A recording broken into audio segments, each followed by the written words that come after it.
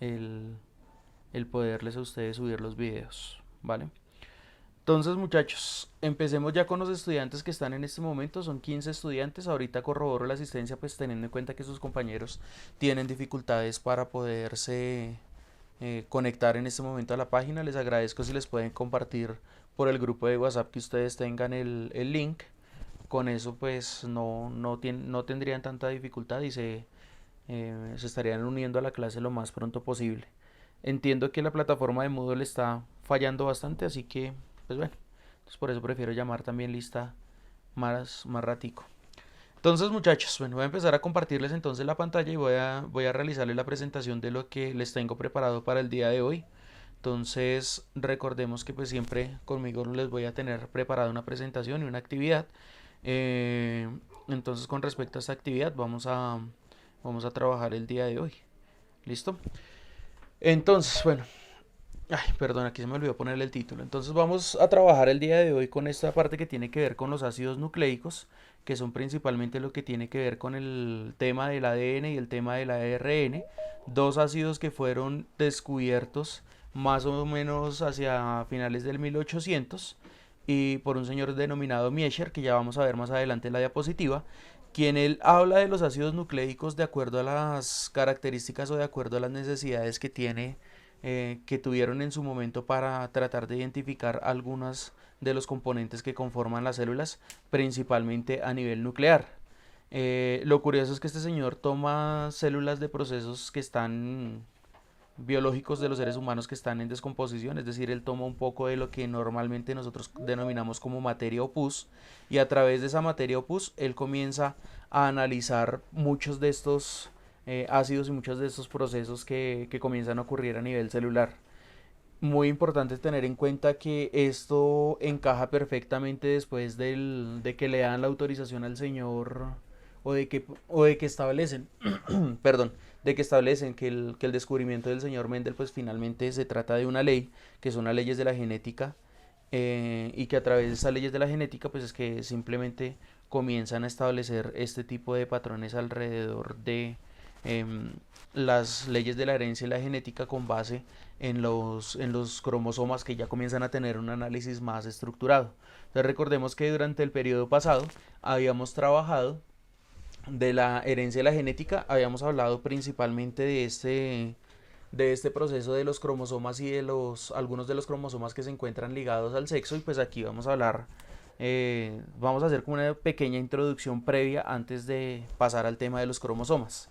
¿Vale? Es muy importante que ustedes tengan en cuenta que todo lo que tiene que ver con la genética difiere un poco de esto porque aquí ya vamos a hablar de más de unos procesos que realmente dependen de la base bioquímica y que como parte de la base bioquímica que vamos a desarrollar de aquí en adelante, entonces vamos a tener una estructuración entre ambos conceptos pues para entender por qué la síntesis de proteínas de ciertos, ¿cómo es que se llama? De ciertos componentes, permiten la traducción de ciertos caracteres que son los que nos dan a nosotros un fenotipo y un genotipo completamente establecidos. ¿Vale? Veo una persona que dice Andrés Díaz, no sé quién sea. Tengo un estudiante en lista que se llama Andrés Díaz, por favor Andrés me confirma si estás abriendo la clase desde la parte institucional para darte una autorización con respecto a los compañeros que vayan ingresando. Andrés, por favor, ¿me puedes confirmar?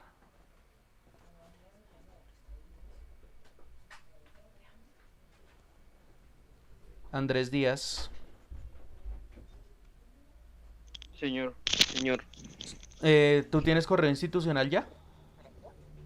no señor, ya voy a hacer eso. No, es que me está diciendo que eres extremo a la organización. O sea, que como si tuvieras correo institucional. Y Ah, me da la no, autorización para convertirte en asistente. Entonces me voy a tomar el atrevimiento de convertirte en asistente. bueno, Y me confirma si en el momento en el que alguno de tus compañeros, incluso moderador, vamos a ver si me deja pasarte a moderador. listo. ¿Listo? Si me deja entonces convertirte para que tú le des Los Em, acepté en la reunión. exacto, tú los aceptas en la reunión, te lo Listo, agradecería listo, inmensamente. tranquilo. Con eso, mientras Sí, que yo señor. voy explicando las diapositivas, no me toca devolverme, que estoy en este Hágale. momento por fuera por Listo, eso. profesor. ¿Listo? Vale, muchas Listo, gracias. listo. Entonces, Ujú. vamos entonces a hablar de estos dos tipos de ácidos nucleicos. Principalmente son ácidos nucleicos o se denominan como ácidos nucleicos porque son unos biopolímeros. Y fíjense que estos biopolímeros o el término de biopolímeros no es del todo malo, pues porque estamos hablando de que los biopolímeros de orden natural, pues principalmente son estos que estamos viendo aquí y que son los que van a permitir sintetizar muchas proteínas a nivel corporal. Pero cuando yo estoy hablando de biopolímeros, el término también se encuentra satanizado a través de todo este tipo de situaciones donde las personas se realizan cirugías estéticas y terminan inyectándose algo que se denominan también biopolímeros, que tienen una base más de plásticos y que pues terminan generando o que terminan siendo focos de infección en muchas personas cuando realmente acuden a centros de estética que finalmente son de dudosa reputación o que incluso por más buena reputación que tengan tienen el inconveniente de no manejar condiciones de asepsia mínimas o las establecidas de acuerdo al Ministerio de Salud. Entonces, pues es importante entender que los biopolímeros no todos son malos. En el caso de nosotros, o lo que nosotros producimos a nivel biológico también son biopolímeros en materia del ADN y el ARN, que son ácidos nucleicos que presentan una expresión de las características genéticas y fenotípicas de un individuo. Es decir, usted tiene ojos de color claro, los tiene de color oscuro, tiene cabello claro, tiene cabello oscuro, o es morenito, o es blanco, pues porque a través de toda esta cantidad de secuencias de ADN que tiene decodificadas en su cuerpo, pues esas cadenas de ADN lo que codifican es una expresión de la información genética que le va a permitir a usted verse físicamente de una manera o de otra. El más, no puedo decir cuál sea más importante que cuál porque ambos son importantes, entonces aquí vamos a hablar del ácido desoxirribonucleico, el ADN, que es el que se encarga de codificar toda la información genética que está almacenada en la célula. Muy importante tener en cuenta que como nosotros somos unos organismos pluricelulares, que era lo que habíamos visto la clase pasada, pues nosotros estamos constituidos, estamos conformados por n cantidad de células que tienen una cantidad de funciones muy particulares, muy específicos, y era lo que mencionábamos la clase pasada cuando hablábamos de los procesos de reproducción en las células y las especializaciones de algunos de ellas. Entonces cuando hablábamos de que las células cuando se reproducen van a tener un número de organelos de acuerdo a sus funciones, pues es precisamente este tipo de situaciones lo que se van a expresar aquí, ¿vale? Entonces habíamos dicho, bueno, aquí para, digamos, para ir haciendo la aclaración, entonces la base del ARN se conoce como el ácido ribonucleico, es una base monocatenaria. ¿Qué quiere decir monocatenaria? Que ustedes se dan cuenta que ahí tiene una sola hebrita y que con base en esa sola hebrita pues es que se pueden empezar a reproducir todo lo que se encuentra al lado derecho que es el ADN. Andrés, por favor, me confirma si tienes la facultad para añadir a tus compañeros. Andrés, Profesor, si soy sincero, no me aparecen que me lleguen ¿no las te aparecen? notificaciones. Ah, No bueno, me llegan. listo. Vale, si no te están llegando, entonces tranquilo. Salimos de aquí un momentico y le volvemos a dar nuevamente autorización a los compañeros porque ya hay 6 en espera. Bueno, ya parece que está despegando nuevamente la plataforma.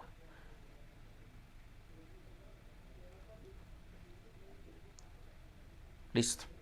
Entonces, en esta clasificación de ADN y de ARN, entonces lo que tengo que tener en cuenta es que el ARN es una base monocatenaria, es decir, que tiene una sola hélice enrollada y a través de esa sola hélice enrollada va a presentar unas bases nitrogenadas y con esas bases nitrogenadas es que va a permitir la replicación del ADN, proceso que ocurre durante o después de la reproducción de la mitosis. ¿Cuál de las dos?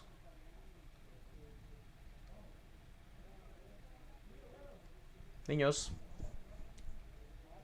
Perdón, profe, ¿cuál era la pregunta? Proceso de replicación del ADN ocurre antes, durante o después del proceso de la mitosis. Durante, creo. Durante. ¿Durante? Si no estoy Durante. mal, ¿no? Acuérdese de las fases, de la interfase. ¿Qué fases tiene la interfase? Tiene tres fases, la G1, la S y la G2.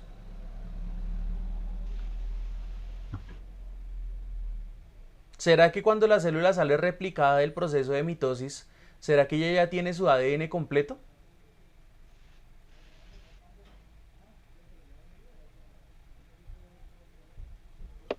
No, no lo tiene. Mm, Comienza a formarlo en las fases G1, S y G2, ¿no?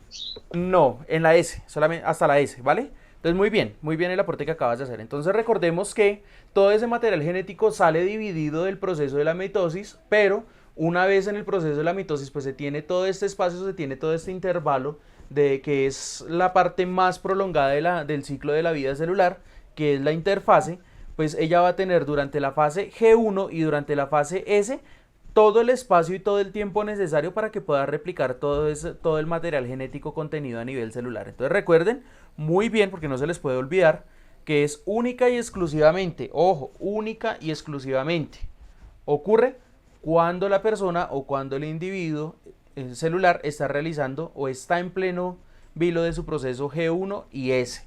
Antes no. ¿Listo? Cuando ya inicia el proceso de la fase G2, pues ahí ya todo el ADN ya está completo y después de tener ya todo proceso... Alguien tiene creo que un micrófono abierto doble vez. O está escuchando música. Entonces, en ese proceso, recordemos que es muy importante tener en cuenta que la replicación del ADN no se da sino durante la fase G1 y durante la fase G2, S, donde interviene principalmente el ARN para completar todo ese material genético. ¿Listo? En 1870, entonces, como les decía hace un momento, el señor Mischer, o Miescher, como lo quieran llamar, él comienza a aislar toda esa cantidad de ácidos nucleicos, pues simplemente le da por experimentar a ver e identificar a través de los núcleos celulares a ver qué tipo de características o qué tipo de sustancias pueden tener, porque pues ya a esas alturas ya habían identificado algunas de las funciones de los organelos de las células y sin embargo una parte muy pero muy importante para este tipo de procesos era analizar pues qué tipo de composición tenían los núcleos de las células. Entonces toman unas células del pus, entonces el pus es esa materia en descomposición, es decir, es esa materia de color blanco que se produce cuando una persona tiene o presenta alguna especie de infección. ¿Por qué se denominan entonces ácidos nucleicos? Pues este señor lo primero que hace cualquier científico cuando aísla o cuando obtiene alguna sustancia, llámese de carácter orgánico, llámese de carácter inorgánico, y se los había comentado a ustedes en clase, era analizar las condiciones del pH que tienen, es decir, si la sustancia tiene un carácter ácido o tiene un carácter básico. En este caso, pues a través del proceso de medición del pH identificaron que su carácter o su comportamiento en la escala de pH se iba a denominar como un pH que es completamente ácido, cosa que más adelante lo vienen a descubrir con la definición o con el descubrimiento del ácido fosfórico a nivel orgánico y que funciona pues precisamente para la constitución de las cadenas de ADN. ¿Preguntas hasta ahí?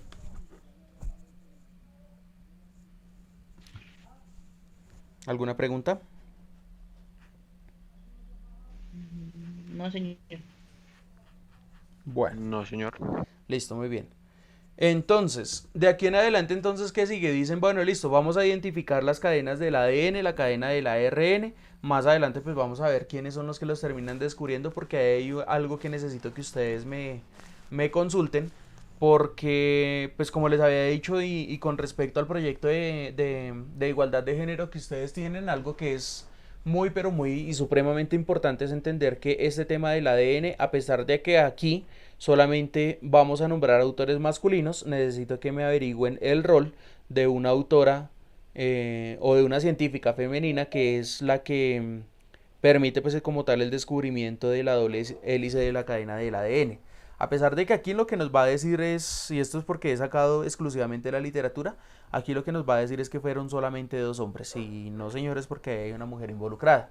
Entonces, el ADN y el ARN se denominan o tienen ambos como nombre ácido desoxirribonucleico, en el caso del ADN, y en el ARN tiene como nombre el ácido ribonucleico. Entonces ya vamos a dar cuenta por qué uno se denomina como desoxirribonucleico y el otro se menciona como ribonucleico. Entonces, ambas sustancias van a tener casi que la misma estructura.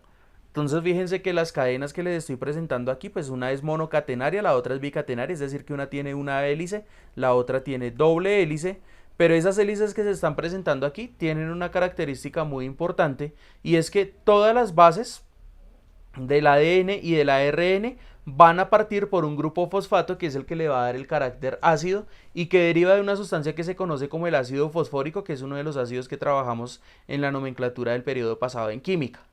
También se presenta un azúcar que se denomina como la ribosa, que es esta que está aquí, ribosa y desoxirribosa.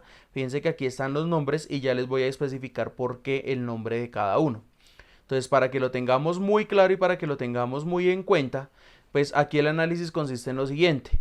Este tipo de cadenas denominadas el ADN, que son nombre del ácido o es con base en el nombre del ácido desoxirribonucleico, pues parte principalmente que tengo una desoxidación. O sea, quiere decir que en mi molécula de esta azúcar, que es la ribosa, voy a perder un oxígeno. ¿Sí está claro hasta ahí? ¿Sí estoy siendo claro con esto?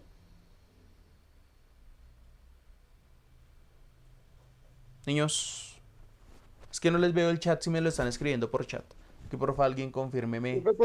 Es que cortó el audio por Ah, bueno, listo, vale. Entonces, en este caso, es muy importante tener en cuenta que aquí vamos a analizar este tipo de procesos, y este tipo de procesos lo estoy analizando principalmente desde la perspectiva ¿cómo es que se llama? De la composición del azúcar principal que tiene este tipo de ácidos nucleicos, que son principalmente los grupos fosfatos.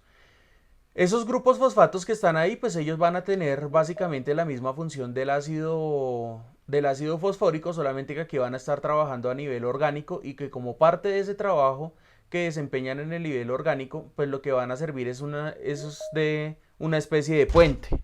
Ese puente que van a presentar ahí es el que les va a permitir a ellos formar el enlace con otros tipos de azúcares para que puedan realizar, o con otros tipos de ribosas para que puedan realizar entonces el enlace y puedan constituir las cadenas del ADN y del ARN. Entonces es muy importante tener en cuenta que este tipo de ácidos o este tipo de estructuras dependen principalmente de la presencia de este azúcar que se conoce como la ribosa, que es el que se encuentra aquí al lado derecho, y este otro azúcar o este derivado de ese azúcar que se denomina como la desoxirribosa. A este lo llaman ribosa, pues porque la estructura de la ribosa, que es una pentosa, quiere decir que tiene 5 carbonos. Fíjense que aquí está mencionados y aquí están señalados con la letra C. Estos que están en gris, aquí tengo 1, tengo 2, tengo 3, tengo 4 y tengo 5. Esta estructura la voy a explicar igual más adelante. Y que aquí, por lo menos en el del lado derecho, tiene la presencia de un grupo OH, quiere decir que aquí voy a tener un oxígeno y un hidrógeno enlazado. Sin embargo, cuando me paso a la otra estructura, fíjense que la que ya está en el lado azul, en el carbono número 2, que es el que me está señalando con este número aquí, pero también me lo está señalando aquí ya no tengo presencia de oxígeno. Por lo tanto, aquí ya tengo es la presencia única y exclusivamente de un hidrógeno. ¿Qué pasó? Perdí un oxígeno. Por perder el oxígeno, ahora ¿cómo se va a llamar el azúcar? Con este nombre que tengo aquí, desoxirribosa. ¿Ahora sí está claro? Sí, señor. Listo, muy bien. Entonces, como tengo el nombre de la desoxirribosa, entonces lo que tengo que tener claro es que la desoxirribosa es la base del ADN y la ribosa es la base del ARN. Esta me permite formar una estructura con doble hélice y esta me permite formar una sola estructura de una sola hélice. Bien, fíjense que las estructuras son muy similares, las bases de cada estructura son muy similares, pero ya vamos a ver cuál es la interacción entre cada uno de ellos. Bien. Entonces, ¿qué es la ribosa? Ah, bueno, entonces se descubre en 1920. ¿Por qué creen ustedes que se descubre en 1920?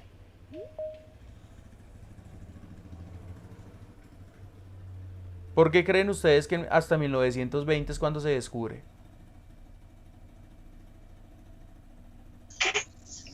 Los nuevos avances en la ciencia, ¿Qué pasaba por los años 1920? la guerra, ¿no? ¿Cuál guerra? La Guerra Fría, la Guerra de los 1000 días, anglo-zanzibariana. Primera Guerra Mundial, creo. No. Sí, Bueno, señor, muy bien, la Primera Guerra Mundial terminaba. Pues terminó unos años antes, pero entonces aquí estamos hablando de que una vez termina la Primera Guerra Mundial, Estados Unidos se enfrenta a una situación bastante compleja, y es que en el momento de repatriar muchos de los cuerpos que les tenían que enviar desde Europa, pues se presentaban unas situaciones bastante complejas porque la gente en última recibía incluso hasta partes o cadáveres que ya estaban en pleno proceso de descomposición y que se los entregaban a las familias y le decían, tome, ese es su hijo. Entonces la gente comenzaba a demandar al Estado y les decía, no, ustedes a mí me tienen que comprobar que es mi hijo. Como les obligaron a que tuvieran que comprobar esto, entonces iniciaron toda una secuencia de análisis y toda una investigación para tratar de identificar los cuerpos a través de ese mismo ácido nucleico o esos ácidos nucleicos que había determinado el señor Miescher, ¿vale? Entonces, ¿qué es lo que hacen? Analizan esta estructura que es la estructura de la ribosa y dicen, ah, mire, es que la base para el ADN es un monosacárido. ¿Qué quiere decir monosacárido? Es una sola estructura cíclica de 5 carbonos. ¿Sí? Pueden haber estructuras cíclicas o pueden haber monosacáridos de 6 y hasta de 7 carbonos. El mínimo son 3. Y que es importante para los seres vivos porque es la base fundamental para organizar o para la organización de las estructuras del ADN, del ARN, pero también de algo que en la bioquímica conocemos como el ATP, que es el adenintrifosfato y que es la forma de energía más conocida para nosotros como los seres humanos, ¿vale? Entonces siempre que le hablen de energía corporal, en algún momento usted le van a hablar de ATP. Entonces, a partir de esta ribosa, hablan ellos de que existe la posibilidad de que se pueda sintetizar la desoxirribosa. En este momento todavía no se tenía a ciencia cierta, pues cómo era toda la organización de las estructuras, pero pues es un gran indicio porque a través del descubrimiento de esta ribosa es que comienzan a identificar la secuencia de ADN e inician todo este proceso de investigación para concluir y darse cuenta que cada persona tiene un ADN completamente diferente y ahí lo comienzan a relacionar con todo este proceso de la genética mendeliana y no mendeliana. Entonces cuando dicen, ah bueno, es que los seres vivos o los seres humanos son producto de una serie de caracteres o una serie de patrones biológicos que están siendo aportados por el padre y por la madre y que se pueden identificar a través del ADN, ¿vale? Entonces, en un individuo pues normal y comúnmente lo que termina ocurriendo es eso y por eso terminan encontrando la relación entre las leyes de Mendel y todo este tema del ADN, ¿vale? Entonces aquí es donde volví y les explico. Entonces recordemos, el ARN, ella tiene la presencia del azúcar completo, en donde voy a tener la ribosa completica con su grupo de hidroxilo, que es la estructura que se ve en color rojo, mientras que la que se ve en color naranja es la desoxirribosa porque perdió este mismo oxígeno que está en la misma posición. Es decir, aquí voy a hablar de una desoxidación de la molécula, por eso se denomino que es una molécula derivada de la desoxirribosa. Importante entender que la ribosa no es un nutriente esencial para el cuerpo. Es decir, usted no necesita comer la ribosa para que su cuerpo la comience a producir. Fíjense que ahí les está mostrando que están todos los grupos de alimentos, los principales. Entonces tengo carbohidratos, tengo cítricos, tengo legumbres, tengo proteínas, tengo lácticos, tengo lácteos. Entonces ahí lo que me está representando es que finalmente en ninguno de esos grupos, en ninguno de ellos yo voy a encontrar la ribosa. La ribosa no es necesaria consumirlo, no es un alimento de estricto consumo, simplemente es un azúcar que yo voy a encontrar a nivel corporal y que como parte de encontrarla o la capacidad de encontrarla a nivel biológico, pues ella va a tener la posibilidad de realizarse o de sintetizarse a nivel biológico internamente sin la necesidad de que yo la consuma. Los otros tipos de grupos de alimentos pues sí son necesarios para el cuerpo porque yo no los sintetizo en mayor proporción, salvo las proteínas, que esas sí las estoy sintetizando en altas proporciones. Pero las vitaminas se denominan vitaminas pues porque mi cuerpo no las puede sintetizar, por eso es necesario consumirlas. ¿Cómo es que se llama? Los carbohidratos pues también tienen la misma connotación. Si yo pudiera sintetizar carbohidratos, pues sería casi que el equivalente a una planta, aunque el cuerpo lo realiza cuando el ayuno es extremadamente prolongado a través de un proceso que se denomina como gluconeogénesis. Pero bueno, ya esto es otro tema que tiene que ver más con la bioquímica y no me voy a centrar mucho con esto, ¿vale? Entonces, ¿para qué sirve la ribosa? Entonces la ribosa sirve para formar la parte estructural principal de la cadena del ARN, que es esta estructura que ustedes están viendo aquí y que está constituida, como me lo decía en esta diapositiva de aquí. Está constituida por un grupo fosfato, la ribosa, en esta de aquí, grupo fosfato, ribosa y una base. Resulta que en la química, en la bioquímica o en la química de los ácidos nucleicos, pues yo voy a tener 5 bases nitrogenadas, que son las bases estructurantes, pues para poder tener en cuenta cuáles son todas las estructuras y las formas en las que este tipo de sustancias pueden codificar alguna secuencia de proteínas. Para ello entonces vamos a hablar de las que forman parte del ARN, que entonces serían estas que están mencionadas aquí. ¿Cómo se llamará esta? Tiene la copia al lado izquierdo. ¿Cómo se llama esa? Representada con la letra C. Citosa. No. Citosina. Citosina. ¿Cómo se llamará esta? Guamina. Guanina, muy bien. ¿Cómo se llamará esta? Adenina. Adenina. ¿Y esta cómo se llama? Uracilo. El uracilo, muy bien. Entonces, fijémonos que aquí yo ya tengo las 4 bases nitrogenadas principales para el ARN. Solamente uno de ellos cambia en el caso del ADN, ¿sí? Las bases nitrogenadas van a ser las mismas, pero este que está aquí, que es el último, que es el uracilo, él tiene que cambiarse en el ADN ¿cómo es que se llama?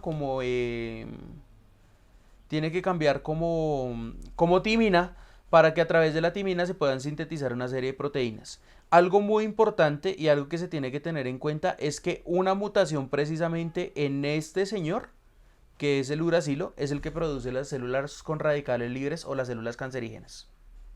¿Se me dice entender con eso? Este señor es el responsable. Cuando él se altera, cuando él se modifica por alguna razón, entonces este señor termina siendo el que termina generando las células cancerígenas. Porque en vez de mantenerse en una cadena de ADN como timina, se manifiesta como uracilo en la cadena del ADN. Ojo, porque aquí estoy explicando a cuál, el ARN. Es decir, que él en vez de traducir una timina, lo que va a traducir es una uracila, y esa uracila es la que termina generando esas células sin identidad y que como consecuencia pues termina generando este tipo de enfermedades. ¿Estamos claros hasta ahí?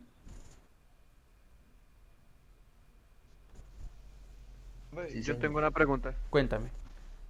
¿Cuál era el nombre cuando tenía 5 carbonos? Bueno, es que no me 5 acuerdo. carbonos pentosas. ¿Cómo? Perdón. Pentosas. Gracias, profe. ¿Listo? Bueno. Entonces vámonos para aquí. Entonces recordemos un poquito, ya vimos entonces la parte de la estructura de la ribosa, que tiene unas bases nitrogenadas. Entonces hablemos un momentico del ácido fosfórico. El ácido fosfórico se denomina como un ácido débil. Entonces recordemos que cuando yo les he explicado a ustedes la parte de los ácidos, decía, pues es que van a haber ácidos que usted los puede tener dentro de su cuerpo y otros que no. Hay otros ácidos que si se liberan dentro de su cuerpo pueden ser mortales o pueden ser peligrosos o dolorosos. Y cuando les hablaba a ustedes en uno de los videos previos a su prueba por competencias, pues les explicaba que el ácido clorhídrico, que es un ácido que usted tiene dentro de su estómago, pues es doloroso cuando ese tipo de ácido, a pesar de ser inorgánico, pues está contenido dentro del estómago, y que por no comer o por tener pésimas rutinas de alimentación e incluso hasta comer chicle, pues puede desgastar las paredes de la mucosa de las paredes estomacales y puede generar el dolor, que es lo que denominamos como gastritis convencionalmente. Pero ese es un ácido muy fuerte que yo lo voy a encontrar diluido a nivel corporal. Algunas personas piensan, y devolviéndome un poquito al tema del cáncer, que consumiendo la sangre de chulo, pues se van a curar del cáncer. Entonces eso es algo como seguir consumiendo carne de murciélago. Y en cualquier momento pues también puede despertarse alguna epidemia producto de ese tipo de rutinas que no son para nada sanas. ¿Listo?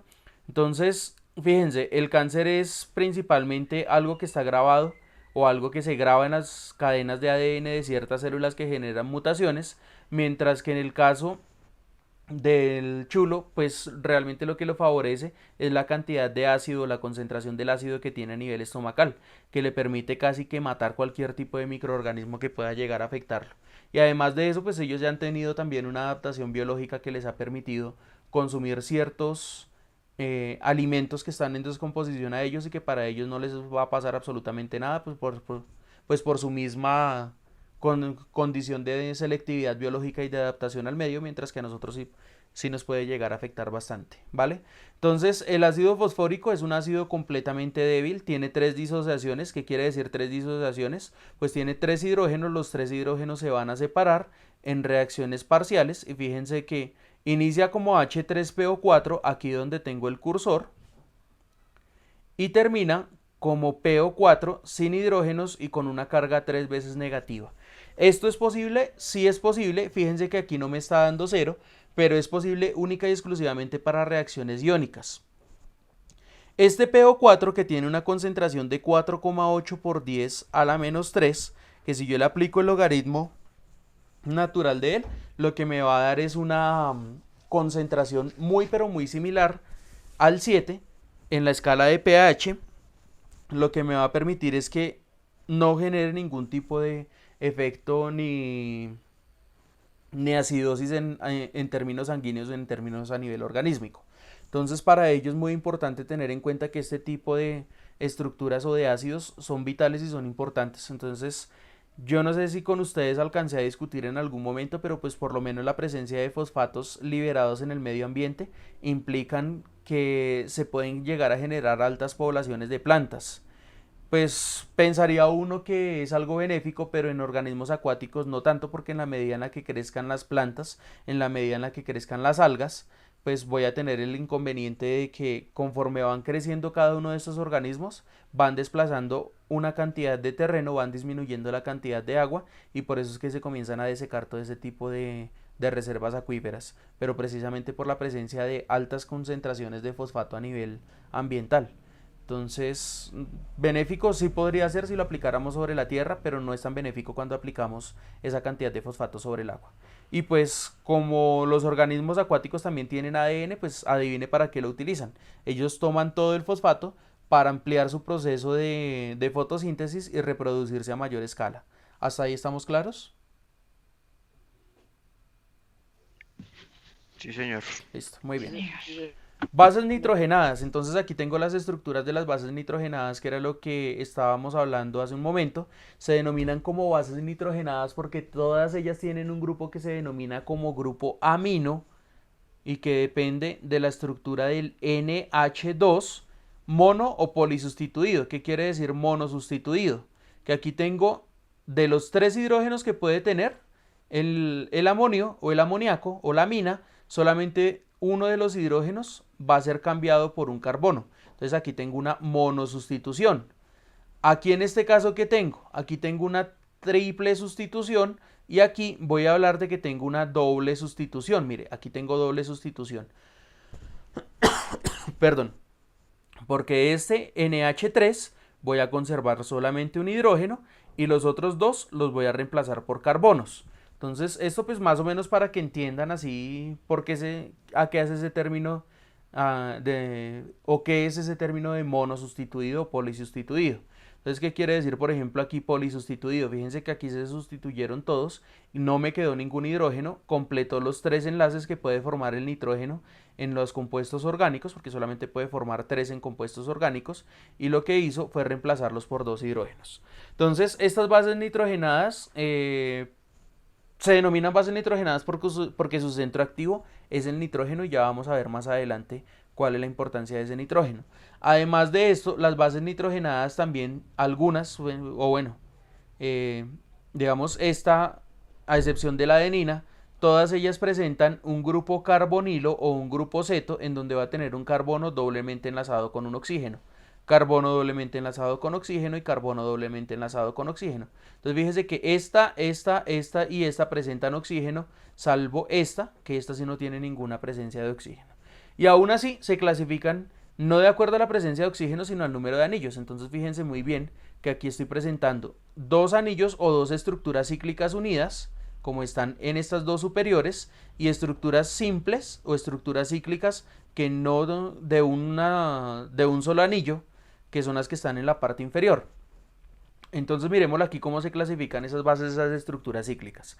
Aquellas que tienen un solo ciclo se denominan pirimidinas. ¿Cuáles son las pirimidinas más conocidas o las pirimidinas que se utilizan como parte del ADN? Entonces está la citosina, la timina y el uracilo. Entonces recordemos que el uracilo será para el ARN y la timina será para el ADN. ¿Listo? Estas dos para ADN, estas dos para ARN. Entonces muy importante tener en cuenta eso. El ADN tiene timina, el ARN tiene uracilo. El ADN tiene la desoxirribosa, el ARN tiene la ribosa. Entonces son dos diferencias muy marcadas que ustedes van a poder encontrar dentro de las cadenas de ADN. Y también nos encontramos como las bases púricas o las purinas, que ellas van a tener dos anillos, estos dos anillos que están aquí, y que son la base de estos dos aminoácidos, la adenina y la guanina. ¿Listo? ¿Cómo se unen? Se une una con una. ¿Qué quiere decir? Una citosina se va, o mejor dicho, una pirimidina se va a unir con una purina y una purina con una pirimidina. Y ya vamos a ver más adelante cuál es la unión de cada uno de ellos. ¿Listo? ¿Hasta ahí estamos claros, chicos? Profe, yo no lo entendí muy bien Yo la no primera entendí muy parte. bien lo último. ¿Podría volver a explicar? Bueno, muy bien, tranquilo, no se preocupen. Entonces, muy importante tener en cuenta que este tipo de procesos o este tipo de estructuras pues van a tener básicamente la siguiente composición o la siguiente organización. Entonces, fíjense porque ¿hasta qué horas es que voy en clase con ustedes? Hasta la 1. ¿Hasta la 1? Ah, bueno, sí, todavía tengo tiempo. Listo, entonces póngale mucho cuidado. Aquí lo importante es tener en cuenta que yo voy a realizar este tipo de organizaciones, este tipo de estructuras a través de lo siguiente. Las pirimidinas, ellas solamente van a tener una sola estructura cíclica. Fíjense, aquí hay un ciclo, aquí hay un ciclo, aquí hay un ciclo. Si lo quiere manejar por estructuras geométricas, entonces aquí habrá un hexágono, aquí habrá un hexágono, aquí habrá un hexágono en las pirimidinas. Pero en las purinas tengo hexágono con pentágono. O sea, quiere decir que tengo dos ciclos pegaditos, dos ciclos unidos. ¿Eso está claro? Sí, señor. Listo. Sí, señor. Para las pirimidinas, tengo entonces tres estructuras, pero de las tres estructuras, las dos que están verticales y que están del mismo color son la base del ARN. ¿Qué quiere decir? Que el ARN está conformado por citosina y uracilo. Si me devuelvo a esta diapositiva que tengo aquí, entonces miren, tengo la citosina y tengo el uracilo. ¿Sí se dan cuenta que ahí están las mismas? Estructuras cíclicas de un solo ciclo y que están ubicadas en ambos extremos de esta molécula que está aquí representada. Bien. Y esta que se denomina como la timina, ella no va a estar para el ARN, sino va a estar es para el ADN. Es decir, el ADN va a estar conformado entonces por citosina, timina, adenina y guanina, mientras que el ARN está conformado por citosina, adenina, guanina y uracilo. ¿Claro que queda claro eso? Perdón. Sí, señor. Listo, Sí, muy señor. bien. Entonces, aquí el enlace, ¿cómo va a ser? Una y una pirimidina con una purina y una purina con una pirimidina. ¿Vale? No se van a unir estas dos, no se van a unir estas dos, no se van a unir estas dos. Aquí lo que se van a unir es una de la derecha con una del lado izquierdo, es decir, una pirimidina con una purina. Llegó el de los helados y no hay plata. Listo. ¿Esto qué implica? Que el ARN se va a presentar a nivel celular de 4 formas. ¿Cuáles son esas 4 formas? Entonces voy a tener una primera estructura de ARN que va a ser el ARN lineal, que es este que ustedes ven aquí. Toda esta línea que se ve aquí, en donde dice codones y en donde tiene un solo direccionamiento, es el que se denomina como ARN lineal. ¿Por qué se denomina como lineal? Pues porque usted lo puede ver en una sola linecita y se ha descubierto a través pues digamos de microscopios muy pero muy avanzados, que este ARN solamente tiene presencia de una sola secuencia lineal. Bien, luego viene este otro que se conoce como el ARN mensajero. Bueno, listo, entonces es importante tener en cuenta que este ARN lineal es una estructura monocatenaria. Entonces, ¿qué quiere decir monocatenaria? Que ella va a tener un solo borde o un solo esqueleto externo. que está constituido de fosfatos y ribosa. No es complementaria. ¿Qué quiere decir que no sea complementaria? Que no va a tener un par enfrente. ¿Sí me hice entender con eso? ¿Sí, buenas? No, profe, yo no entendí. Sí, señor. El que diga que no es complementaria quiere decir que ella no va a tener una doble hélice, por eso es una estructura lineal monocatenaria, es decir, no va a tener enfrente quien la complemente. En el caso, por ejemplo, y me voy a adelantar un poquito aquí, en el caso de la doble hélice del ADN, fíjense que ustedes tienen la unión entre adenina y timina. En el caso de la ARN, fíjense que ellos no tienen complemento enfrente. Ellos tienen complemento enfrente en el caso del ADN. O sea, es decir, una citosina se enlaza con una guanina y una adenina con una timina. Estos son los emparejamientos que yo voy a tener siempre. Es decir, el del lado derecho, que era una purina, con el del lado izquierdo, que era una pirimidina. Entonces, ahí yo ya tengo los dos valores. Entonces, uno se va a enlazar 1 y 1. Una adenina con una timina, una citosina con una guanina. Pero en este caso del ácido ribonucleico, pues fíjense que él no va a tener con quién enlazarse porque no va a tener quien complemente ese par. Él va a ayudar a completar el par, pero no va a tener quien lo complemente. ¿Hasta ahí estamos claros? ¿Sí o no? Sí, señor. Listo, muy bien. Entonces volvamos aquí a la imagen para que nos quede claro por esto. Entonces fíjense que ella tiene una sola línea que no está complementada, más sin embargo va a coger toda esa cantidad de material genético que está ahí y ellos, fíjense que aquí en este espacio, más allá de completarse, ellos lo que van a ayudar es a completar otro tipo de estructuras, ¿sí? ¿Cuál estructura acaban de completar? Pues acaban de completar la del ADN. ¿Cómo la acaba de completar? A través de esta que está aquí, esta que tiene este nombre. ¿Cómo se llama esta? ¿ARN qué? ¿Mensajero? Mensajero. Esto es, como les digo yo, funciona con una especie, ¿cómo se llamaba ese libro?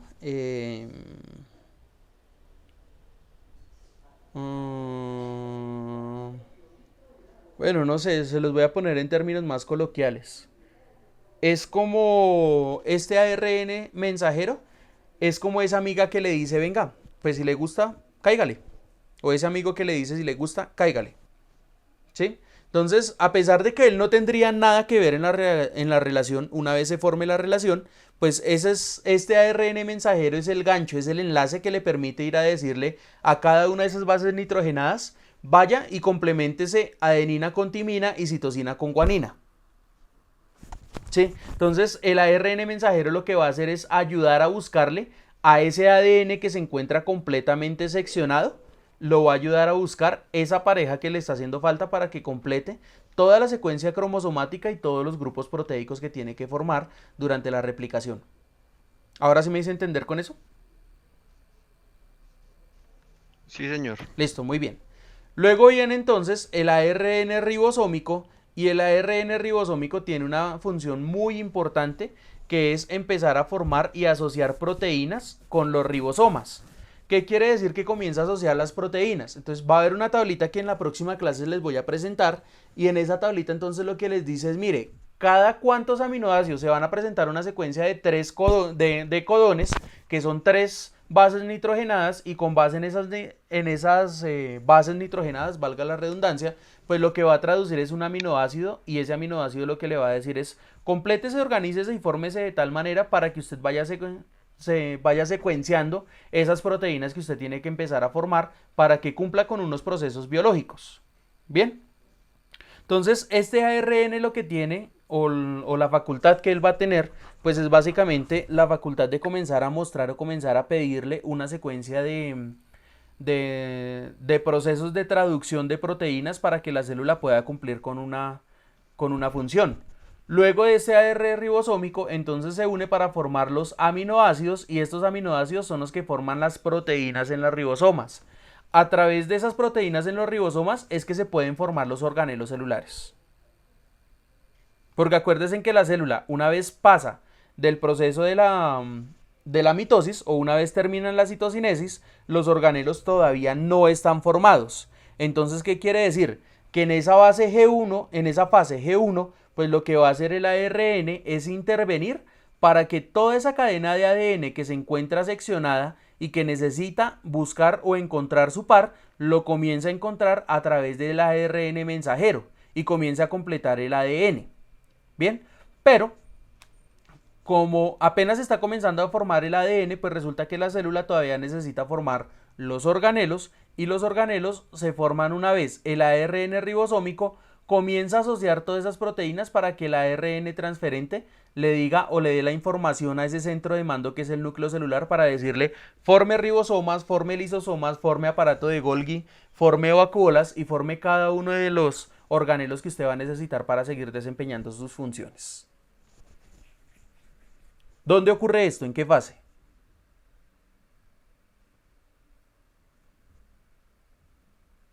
¿En qué fase, niños?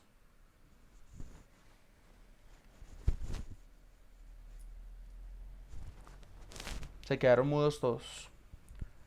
¿En qué fase? ¿En qué fase es que termina ocurriendo esto? Profe, lo que le diga es mentira, la verdad. Lo que me digas mentira, no, lo que me digas es lo que vivimos la clase pasada. ¿En qué fase se forma esto?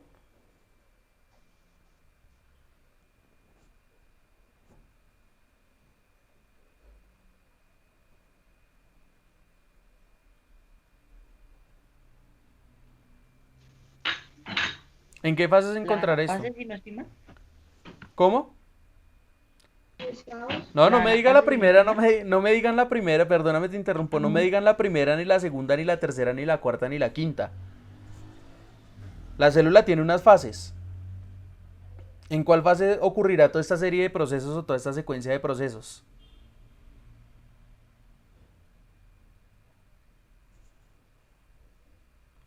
Por ahí lo mencionó una compañera hace rato y le dije que sí.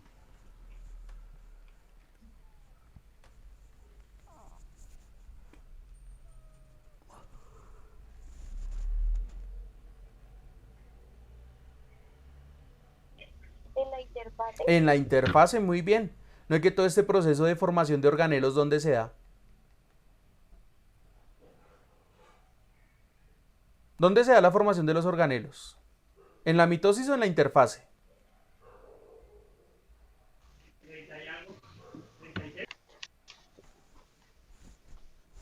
¿En cuál?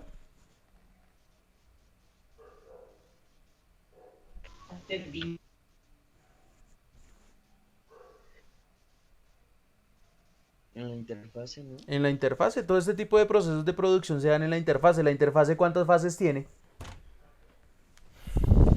3. ¿Cuáles son las tres? G1, S y G2. G1, S y G2. Si está ocurriendo este proceso de replicación del ADN y la formación de los organelos, ¿entre cuál o en cuáles fases estará ocurriendo este proceso? G1 y S. G1 y S. Ahí están las dos respuestas, ¿listo? En el G1, ¿qué pasa? El G1 es hasta aquí, mire. ARN lineal, ARN mensajero. En la fase S, como ya es una fase de maduración de la célula, pues es aquí donde se van a asociar las proteínas y se van a formar los organelos a través de las proteínas. ¿Sí quedó claro?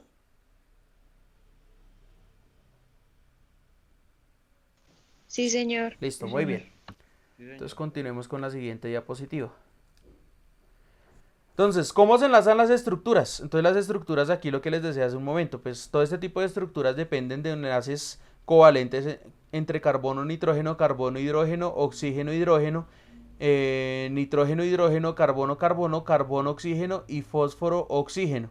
Entonces es técnicamente todos los enlaces que yo puedo encontrar aquí. Entonces fíjense, fósforo se enlaza con el oxígeno, carbono se enlaza con el oxígeno, aquí hay un carbono, carbono, aquí hay un oxígeno, un hidrógeno, aquí hay un nitrógeno, hidrógeno e incluso aquí hay nitrógeno, carbono. Entonces estas son las formas de enlazarse de cada una de estas estructuras y pues finalmente son todas a través de enlaces covalentes, que era lo que ya habíamos visto con anterioridad, ¿vale?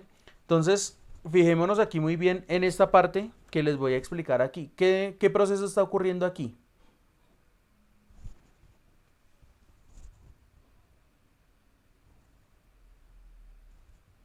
De lo que acabamos de ver, ¿qué proceso es este?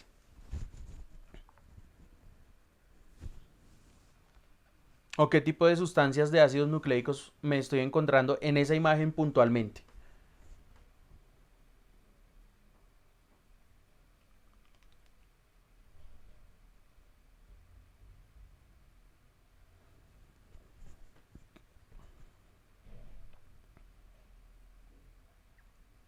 ¿Quién será esa estructura que se ve como naranja o como cafecita? ¿El ADN o el ARN? El ARN. RN. El ARN, fíjense que solamente es una estructura monocatenaria, pero que está ayudando a completar ¿a quién? ¿Al ADN? Al ADN, por eso aquí ya puedo ver las dos estructuras, ¿vale? Entonces, acuérdese que el ARN, él tiene una estructura monocatenaria, es decir, solamente tiene una hélice, pero va a ayudar a que el ADN comience a encontrar sus pares o comience a encontrar sus parejas. Eso es lo que está haciendo aquí, ayudándole a encontrar al ADN sus parejas, ¿vale? Entonces, aquí lo que les decía hace un momento, la doble hélice del ADN es uno de los más grandes descubrimientos científicos de todos los tiempos y fíjense que mencionan principalmente a James Watson y Francis Crick, no mencionan a Rosalind Franklin, que es la persona que necesito que ustedes me consulten, y menciona que en el año de 1953 fue cuando descubrieron finalmente toda esta famosa molécula y toda esta famosa cadena. Se les atribuye a ellos el que ellos hayan descubierto la doble cadena de ADN, pero pues ya van a ver ustedes en su trabajo de consulta que no fueron precisamente ellos los que encontraron esta estructura, sino que fue precisamente una mujer a través de un proceso de experimentación con algunos elementos radioactivos la que logró identificar esta cadena de ADN a través de un bombardeo. Pero bueno, eso lo van a explicar ustedes, por eso no se los voy a explicar mucho ni voy a profundizar mucho en ese tema. Hasta el año 2001 ocurre bueno, en el año 1996 uno de los avances más importantes es que clonan por primera vez a través de células madre. ¿Qué quiere decir células madre? Las células madre las puedo encontrar en dos momentos o en dos partes de los seres vivos. Uno de ellos es a través de la placenta. Entonces hay personas que tienen la suficiente plata para mandar a criogenia, o sea, es decir, mandar a congelar, conservando las mismas proporciones o las mismas cantidades, las mismas condiciones biológicas de la placenta, las mandan a congelar ellos, y si en algún momento alguno de sus familiares tiene, o el mismo niño que nació en medio de esa placenta o que nació dentro de esa placenta, llega a tener algún inconveniente por alguna enfermedad congénita, pues de esas células o de esa placenta van a sacar las células necesarias para restablecer su organismo. En especial cuando las personas tienen problemas de leucemia, entonces que tienen que sacar células madre y a veces tienen que ponerse a esperar a que aparezca un posible donante, pues lo que hacen con estas personas es congelar la placenta, o los que, vuelvo y repito, solamente los que tienen platas en eso. Y lo que hacen es sacar a través de esa placenta las células madre necesarias para restablecerle toda la falencia de células madre que tienen en la columna vertebral. También en algunos casos, pues como son células que son fácilmente manipulables, hablándolo en términos genéticos y de manipulación genética, pues este tipo de células lo que hacen es que muchos de ellos recortan unas pequeñas porciones de la placenta, y en una persona que tiene la cara quemada, pues lo que hacen es poner para tratar de reconstruir al máximo posible los tejidos biológicos que estén perdidos a causa de la quemada. Bien, y otra parte de donde se pueden extraer, yo no sé si ustedes han visto que hay algunas mamás que tienen todavía la tendencia a guardar el ombligo. ¿Sí lo han visto? No, bueno. No, señor. Entonces, algunas personas tienen la tendencia de coger y guardar el ombligo de los bebés cuando nacen, entonces guardan ese cordón umbilical, ¿sí? Entonces guardan ese pedacito de tripita que le queda al bebé por fuera y que lo amarran, entonces ellos lo cogen y lo guardan, y ahí también se pueden extraer células madre, y más o menos tienen un tiempo de vida de aproximadamente unos 2 o 3 años. ¿Qué quiere decir? Que pues incluso a veces se extiende hasta más, no sé, cuestiones biológicas también que ocurren en algunos tipos de sistemas de esos. Pero cuando una persona tiene problemas de los mismos que les mencionaba hace un momento, por ejemplo, con problemas como la leucemia, a través de ese ombligo pues pueden reproducir células madre y pueden tratar la leucemia en esa persona sin la necesidad de esperar a recibir una transferencia. Pero ¿de dónde sacan la transferencia para las personas que no tienen este cordón umbilical o que no tienen la placenta? Pues lo que hacen también es sacarlas es a través de la columna vertebral de un posible donante. No sé si ustedes han visto la película de Siete Almas. ¿Sí la vieron o no la vieron? Sí, señor. Eso, en la película de Siete Almas, este señor lo que hacen es meterle una inyección, meterle una jeringa, y a través de esa jeringa pues lo que hacen es extraerle toda esa cantidad de médula ósea que el señor va a donar y se la termina donando a un paciente o un niño que tiene leucemia. Eso pues obviamente con el fin de limitar el avance de la enfermedad. Fíjense que a pesar de que esto es un procedimiento que es muy pero muy importante, biológicamente es algo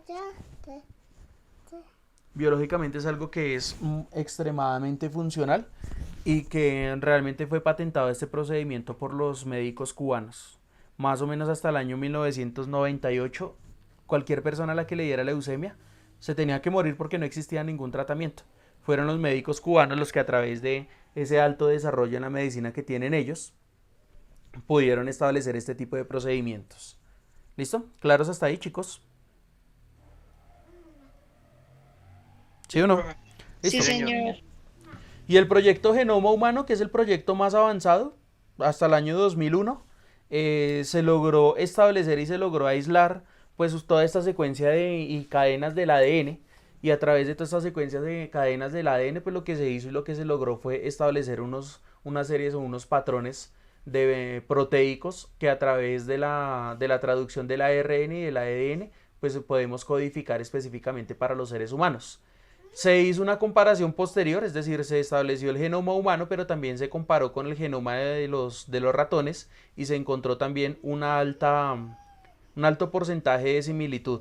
Entonces, por eso es que pues durante años, y esa fue la explicación mediante la cual muchos científicos dieron cuenta de que experimentar con algunas especies de ratones, en especial ratones blancos, pues tiene una alta aceptación en términos de lo biológico y de lo médico, pues porque ahí, a través de un genoma tan similar, pues se pueden dar cuenta que este tipo de procedimientos de inyecciones y demás cosas es altamente compatible con los seres humanos. ¿Listo?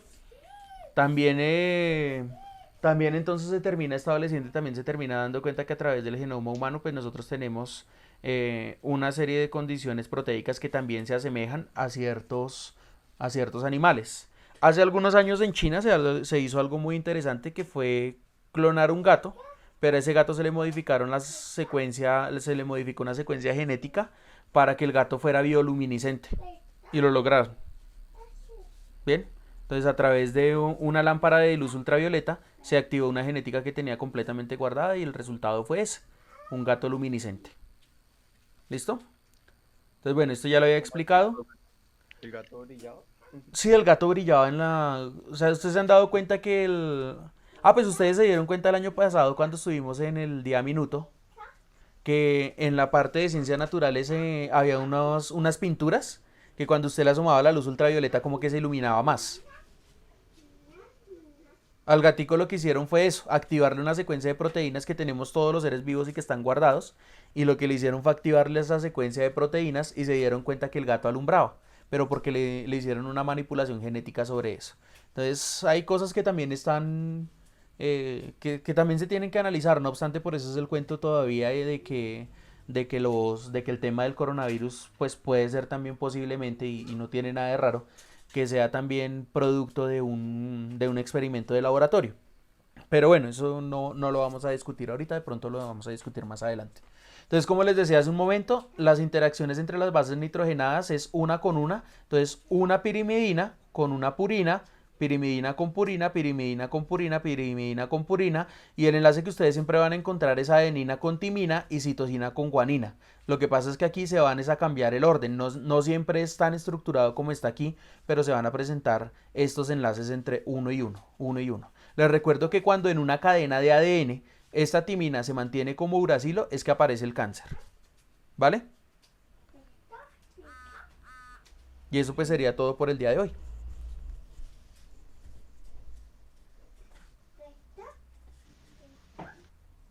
¿Listo, muchachos? Sí, señor. Listo, vale. Entonces nos estamos hablando entonces, mucho juicio. Nos vemos entonces la próxima clase, ¿vale? Vale. No, profe, gracias. Igualmente ustedes, que estén muy bien entonces. Vayan, almuercen, buen provecho. Listo, profe. Chao. Uy, Hasta luego, profe, gracias. ¿a quién le estarán pegando por allá? Chao, juiciosos. Chao, profe, gracias. A ustedes, que estén muy bien.